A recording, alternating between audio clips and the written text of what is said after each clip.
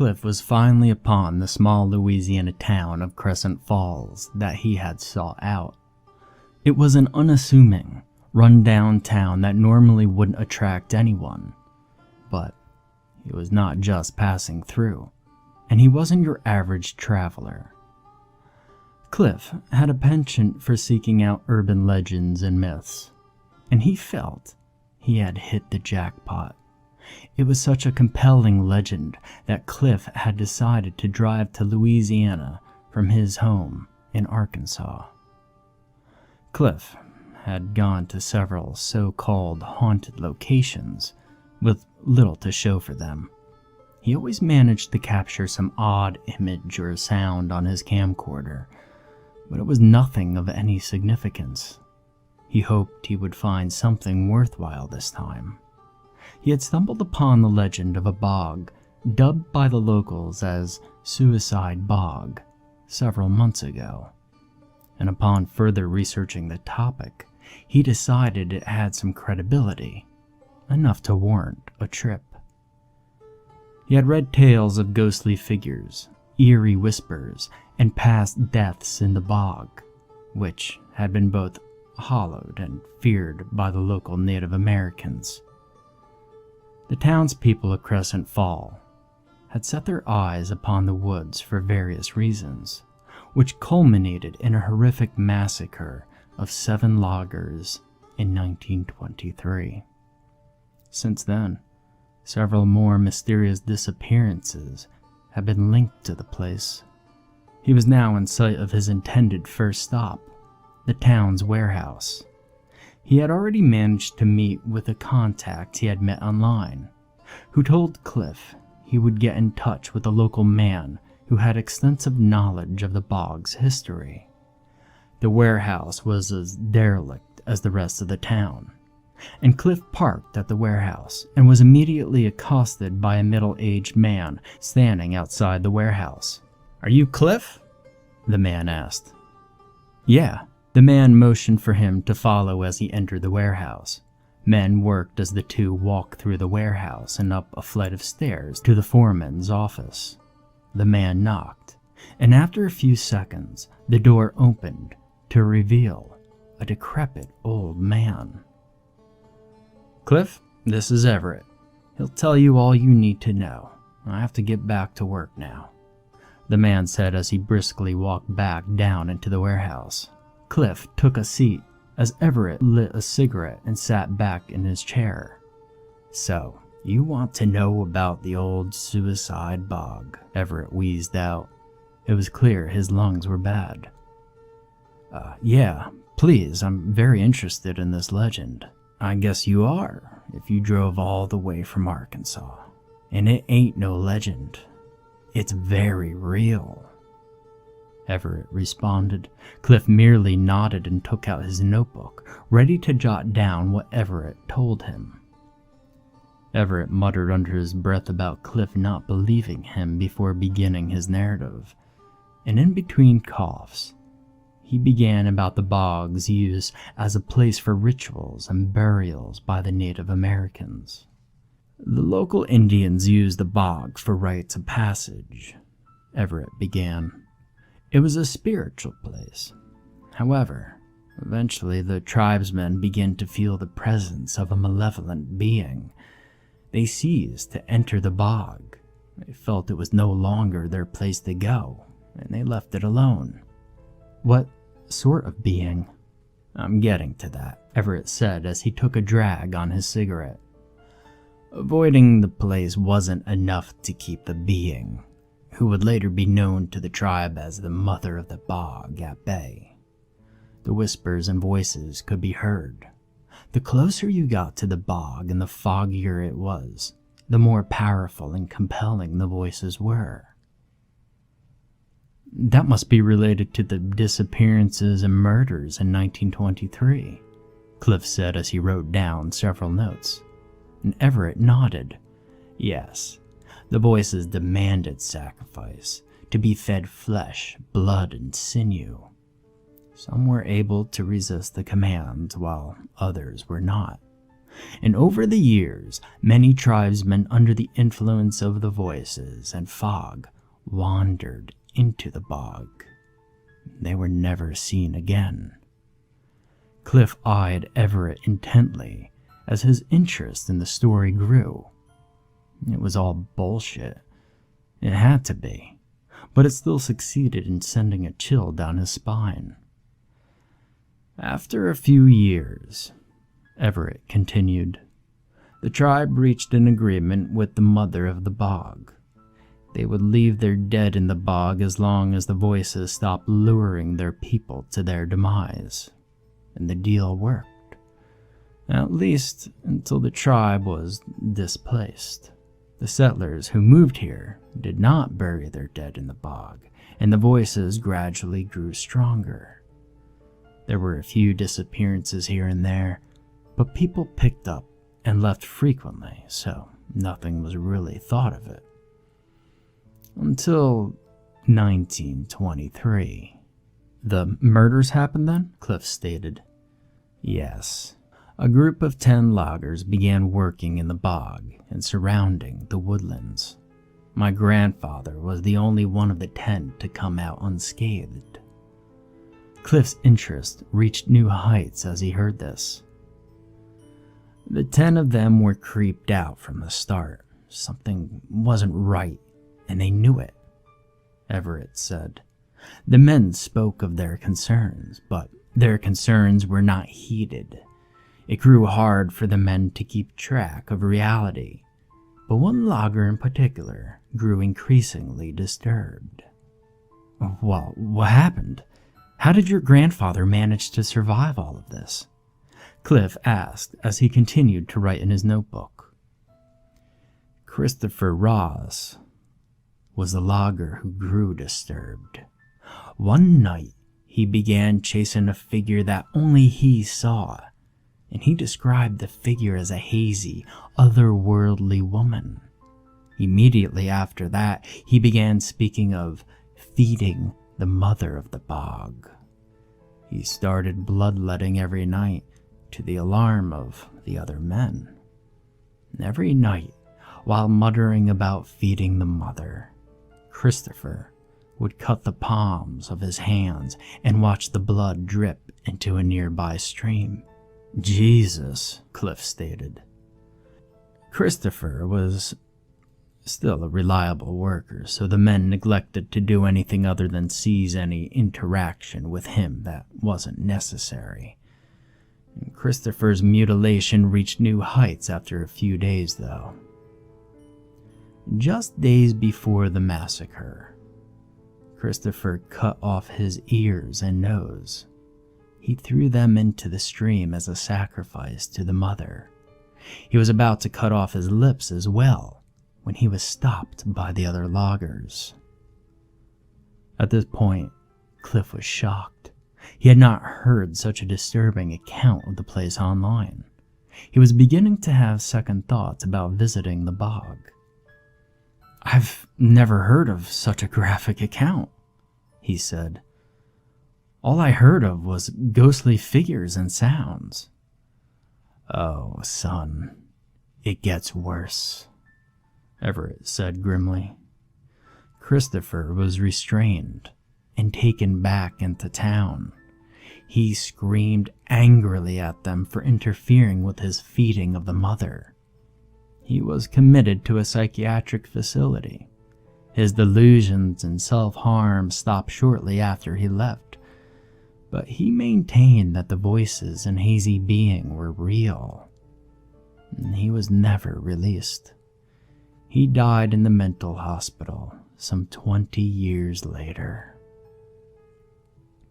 I'm guessing the murders happened next? Cliff said. Yes. My grandfather was lucky. His wife, my grandmother, was pregnant with my father at the time. A day or two before the massacre, my grandfather came into town to be present when his wife gave birth. He was in town for 3 days. He returned to the loggers' camp to find it a bloody mess. 7 of the loggers were horribly dismembered. None of them were completely recovered. Many of them had lost body parts that went unaccounted for. Some of the injuries were self-inflicted, while others weren't. The 8th logger, Jacob Bishop, was gone. They never found a trace of him. And some people think he killed the other 7, and others think he too was a victim. My grandfather was sure that whatever Christopher saw killed the others. He was also sure that Bishop also fell victim to the attacker. My God, but wasn't there another incident in the bog after that? Cliff asked. Everett nodded as he coughed several times. Letting a cigarette off the end of the old one, he continued. 56 years ago, and 32 years after the massacre, the daughter of the town sheriff disappeared in 1955. I was 10 years old then. I remember it well. She had been playing near the bog when she heard the voices. At first, her parents thought she had an imaginary friend, but it soon became clear something was wrong. She began acting strangely and had cuts on her arms. Before her parents could get help, she wandered off, presumably into the bog. And I'm guessing no one saw her again, Cliff said. Right, Everett replied. She probably met the same fate as the others who disappeared, whatever that may be. The sheriff became increasingly disturbed after she was gone. He began sitting by the stream in the bog, nearly catatonic. He would only give brief, terse answers. He believed he could hear her voice, and that she would return to him if he waited. Maybe he did hear her voice in the fog. Maybe that damn thing out there is capable of that kind of manipulation.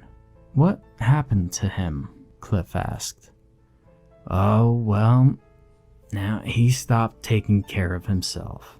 He basically stopped eating or maintaining himself. He was terribly pale and underweight by the time he killed himself. And he left a note saying that the voice had told him that only by feeding the bog could he see his daughter again. And he drowned himself in the stream. His case sounds similar to the supposed ghost I read about the bog, Cliff stated. Oh, it is. A few people have reported such encounters. My grandfather, my father, and I all came to believe that the soul of anyone who died or was laid to rest in the bog was claimed by it. We've only had 2 disappearances since then, as most people know to avoid the place. We can't even be sure those 2 fell victim to the bog. On foggier nights, the voices can be heard in town still. I think that thing uses the fog as its way of communicating with us. Oh, that's quite a lot of information. Thank you for your time, Cliff said as he went to leave. You aren't going to go check out the bog now, are you? Everett asked. He had a worried look on his face. No, sir. Cliff lied. I'm serious, Cliff. Don't go. You'll just be another disappearance. Mike, the man who showed you in, told me about you. The bog is way out of your league. I won't go. Thank you for your help, Cliff said. It was a lie, of course. He hadn't come all the way down just to interview one man. He was going to try to document the bog. He made his way through the warehouse and out to his van. Cliff entered his van and began going through the equipment he had brought, in addition to his camcorder. He had packed a field recorder to capture sounds, a flashlight, a GPS, and a large pack of batteries. He had a mattress in the back of the van so he could sleep without paying for lodging. Ignoring any hesitation that still remained, Cliff drove out to the road nearest to the bog. It wasn't a long drive, and he had already looked up the route. The road was worn and in need of work, with the wilderness slowly but surely reclaiming the space. In a few minutes, the roadside was more spacious as Cliff came upon a clear area with a clear entry point to the bog.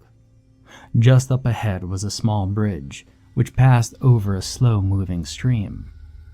After taking in his surroundings, Cliff entered the tree line and made his way into the wilderness. Tonight, he would simply set up his sound recording equipment as a sort of reconnaissance in hopes of recording the alleged whispers. Tomorrow, he would actually explore the bog at night. Apart from the occasional bird, the bog was deathly silent. The vegetation was thick and impassable in many places. Many of the trees, old and overgrown with other plants, hung eerily low. Cliff could hear the stream still, but he could not see it from where he was at. And after walking for about 30 minutes, he came upon some wetlands. Deciding this was a good place, he went about setting up his recording gear and went back to his van. It was almost dark by now, so he decided to settle down on the mattress in his van. It was very quiet and peaceful as he laid on the mattress, nearly asleep. He was about to drift off when he heard a voice. He was unable to understand a single word, but it sounded as if a heated conversation was taking place in the woods mere feet from his van. As he strained to listen, he could barely make out the words, "Among Us," and "Mother."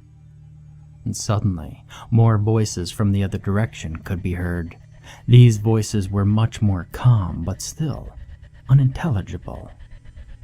Growing increasingly unnerved, Cliff realized these voices sounded as if they were right outside of his van. Unsure of what to do, Cliff laid there in a sweat, hoping the voices would go away. To his relief, the voices eventually subsided. However, Cliff could still hear voices in the distance every so often as he struggled to sleep. He rose early and wasted no time fetching his recording equipment. He couldn't help but to think he was being watched as he ventured into the bog and retrieved his equipment. Listening to the recordings, it was initially nothing more than typical wilderness sounds. And that began to change as voices, harsh and menacing, could be heard with increasing intensity. Much of it was unintelligible whispering, but it was without a doubt highly discomforting. He thought about calling quits. This was more than enough to call it a successful trip. However, Cliff wanted more. He wanted to physically explore the bog at night. So, he spent hours idly waiting until the sun began to set. He set out in the bog with his camcorder, GPS, flashlight, and batteries. The bog was even more surreal and creepy at night, with the dying trees and thick vegetation casting menacing shadows. As nightfall came, Cliff noticed fog appearing at his feet. Worried he may trip, he began walking much more carefully. The first hour or so was uneventful, although unnerving. As Cliff stepped over a fallen tree, he saw movement out of the corner of his eye. "Snap out of it," Cliff told himself. His eyes were playing tricks. They had to be. The sound of the stream was getting stronger. Cliff decided to approach it to see what sights the stream could offer. Keeping his camcorder up, he managed to get through a thick patch of brush. He stopped, dead in his tracks. Up ahead in the distance was a dark, hazy, humanoid figure. His heart skipped a beat, but just as quickly as he saw it, it disappeared.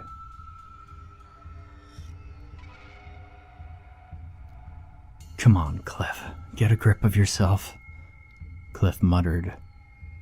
He was really starting to get freaked out. Every shadow made him do a double take. He mistook objects such as stumps for people. As if he wasn't scared enough already, he could swear the whispers were back. All around him, low to the ground, Cliff could hear garbled voices of varying volume. However, every time he shined his light or otherwise checked where the voices should be coming from, he found nothing.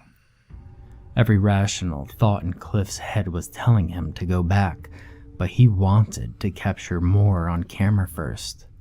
As he continued to make his way towards the stream, he tripped on a root hidden by the fog, and he found himself face to face with a withered, anorexic corpse. Cliff flailed and screamed. As he got up, though, the corpse was gone. He was rattled. As he hurriedly walked from the spot he had tripped, the path began to open considerably. In a few seconds, he was upon the stream, as well as the most frightening sight of his life. Just feet away from him, at the bank of the stream, sat a man, and he didn't seem to notice Cliff. The man was terribly pale and emaciated. He was balding, with just a few strands of hair on his scalp. Cliff trained his camcorder on him for a few seconds before backing away. As he backed away, the man whirled around. The man's face was as emaciated as the rest of his body, with two sunken black orbs for eyes. Cliff froze, paralyzed with fear as the man stood up. For several tense seconds, the man eyed him intently. Then he took a step towards Cliff, and another, and another. At this point, Cliff's mind screamed at him to run, but he was frozen in place, unable to move. Without warning, the man cried out and lunged at him. Reactive instinctively, Cliff raised his arms to defend himself. He caught both of the man's arms. "Please help, my daughter's missing. You have to help me.